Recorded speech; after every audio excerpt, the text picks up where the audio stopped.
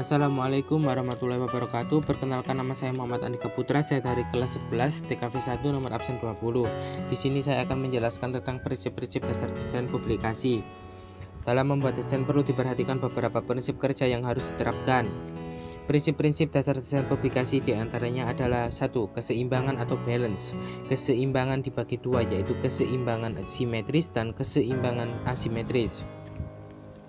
2. Prinsip dasar desain yang kedua yaitu kesatuan atau unity. 3. Prinsip dasar desain yang ketiga yaitu ritme atau irama. Irama adalah pengulangan gerak atau penyusunan bentuk secara berulang-ulang, berukuran teratur dan mengalir. Kemungkinan hubungan pengulangan yang dihasilkan oleh irama adalah antara lain repetisi, transisi, dan oposisi.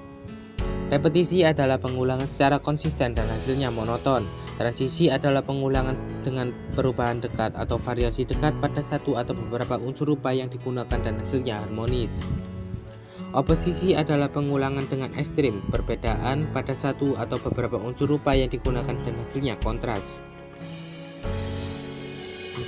Prinsip dasar desain yang keempat adalah kesebandingan atau proportion. Kesebandingan atau proportion adalah perbandingan ukuran yang digunakan untuk menentukan perbandingan yang dianggap tepat antara panjang dengan lebar antara satu bagian dari objek atau komposisi terhadap pada bagian yang lain, atau terhadap keseluruhan objek atau komposisi. Dalam desain publikasi, semua unsur desain berperan dalam menentukan proporsi, karena desain publikasi harus dapat mengomunikasikan informasi secara jelas namun tetap estetis, sehingga keseimbangan perlu diperlukan untuk menciptakan karya desain yang komunikatif dan estetis.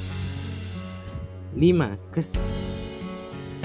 Prinsip dasar desain yang kelima yaitu kontras. Untuk kontras dapat dipergunakan agar suatu desain terlihat menonjol sehingga tidak terlihat monoton.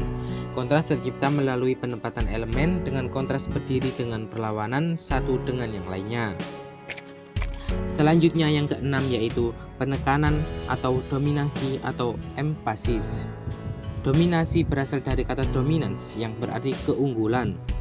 Penggunaan penekanan ini dapat membangun kesan visual sebagai pusat perhatian yang bertujuan untuk menonjolkan salah satu unsur sebagai pusat perhatian, sehingga mencapai nilai yang artistik.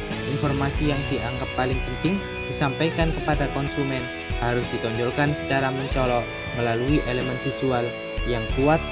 Dalam dunia desain, penekanan sering disebut dengan center of interest.